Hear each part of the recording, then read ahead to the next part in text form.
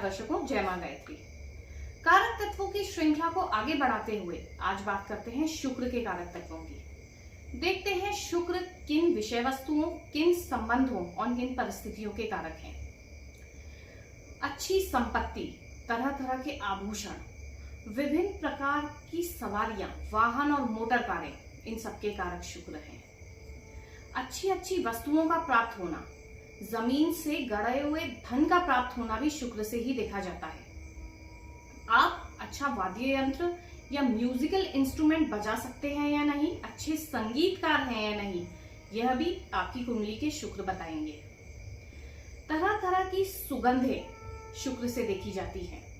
शैया सुख का प्राप्त होना भी शुक्र से ही देखा जाता है।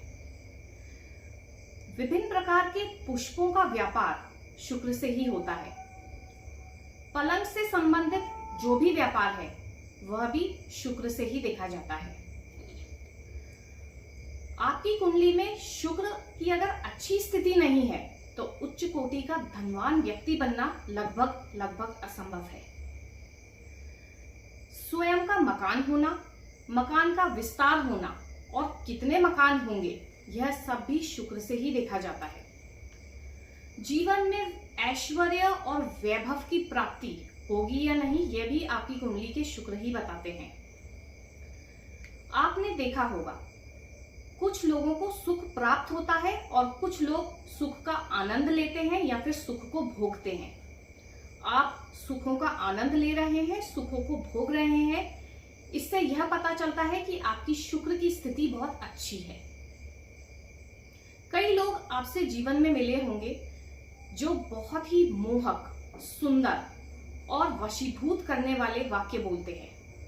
ऐसे लोगों का भी शुक्र बहुत अच्छी अवस्था में होता है। शुक्र जहां पुरुषों की कुंडली में स्त्री का कारक है, जैसे कि बृहस्पति स्त्रियों की कुंडली में पुरुष का कारक था, यहां पर शुक्र पत्नी का कारक होता है। एक पुरुष की कुंडली में आपको अच्छी पत्नी मिलेगी या नहीं, यह भी आपके शुक्र बताते हैं। अच्छे कवि होना भी शुक्र की परिधि में ही आता है। आप अच्छी कविताएं लिखते हैं, कविताएं बोलते हैं, आकर्षक कविताएं निर्माण कर सकते हैं, रचित कर सकते हैं, यह भी शुक्र ही बताते हैं। इसके अलावा शुक्र मंत्री पद को भी बताता है। आप मंत्री पद को प्राप्त होंगे या नहीं, यह भी आपकी कुंडली के शुक्र ही बताते हैं। शुक्र वैवाहिक कार्यों में जितने भी मांगलिक कार्य होते हैं उसे भी दर्शाते हैं। विवाह के समय जितने भी हम मांगलिक कार्यों को करते हैं, यह भी आपकी शुक्र से ही देखे जाते हैं। इसके अलावा और भी कुछ रोचक जानकारियां हैं जो शुक्र से जुड़ी हुई हैं। जिस प्रकार बृहस्पति देवताओं के गुरु हैं, उसी प्रकार शुक्र दैत्यों के या असुरों के गुरु हैं।